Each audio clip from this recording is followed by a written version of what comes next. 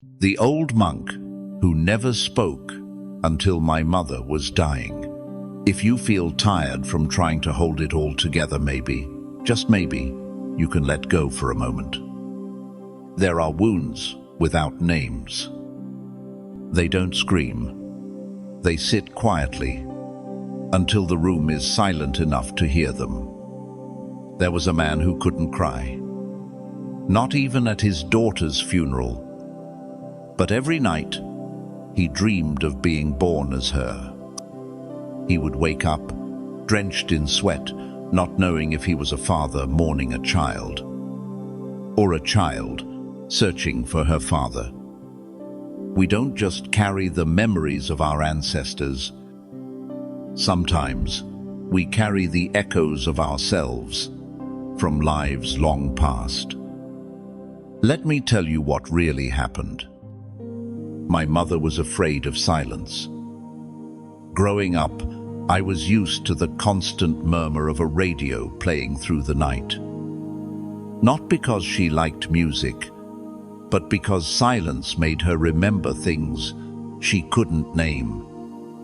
When the doctors told us the cancer had spread too far, she had only one request.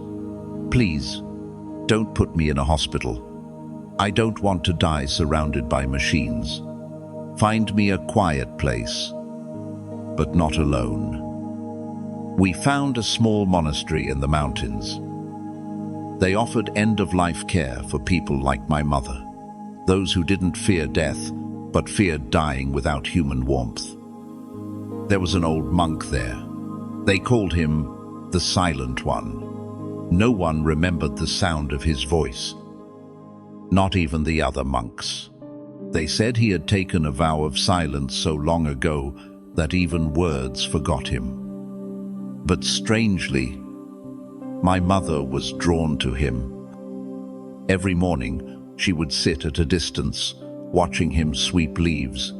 She never spoke to him. She never asked his name. But sometimes, she would sit there and cry without knowing why. One afternoon, I found her standing under a tree, trembling. She said to me, "I know him. I don't know how, but I know him." The days passed, and my mother began whispering in her sleep, words that didn't belong to this life.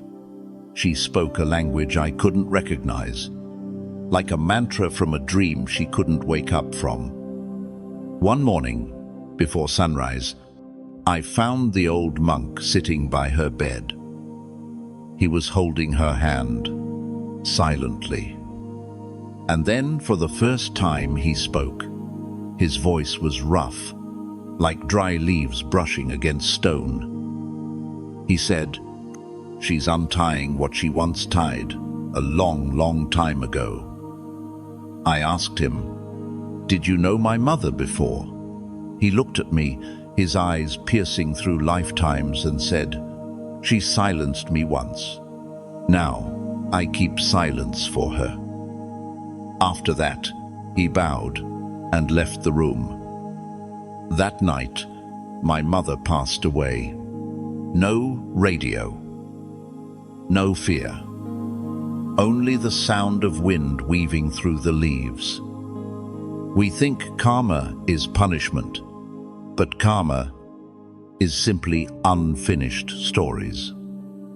Unspoken words that find their way back. Connections that stretch across lifetimes, waiting for the right moment to whisper again. Someone once asked me, if karma is something I created, why do I suffer for things I don't remember doing? I smiled and said, because you planted the seed, even if you forgot where you buried it. As the Buddha said in the Dhammapada, the evildoer grieves here and hereafter, but the doer of good rejoices here and hereafter. My mother had once silenced someone. In this life, she learned to listen in silence. And you, have you ever wondered why some people feel like old friends you've never met? Have you ever felt like you're living a story you promised to finish a long time ago? A year after my mother's passing, I returned to the monastery. The old monk was still there, still sweeping leaves, still wrapped in his unspoken presence. But near the small wooden wall by my mother's old room, I saw a single sentence carved into the wood. Not all silence is empty. Some is forgiveness. There are stories that never truly end. They wait patiently for the right silence to return. If this story touched a part of you that feels unfinished, you'll be back. You're not done with this story, and it's not done with you. When the time is right, you'll hear this whisper again. If this story touched you, leave a word in the comments, even just peace. Let's build a space of compassion and truth together.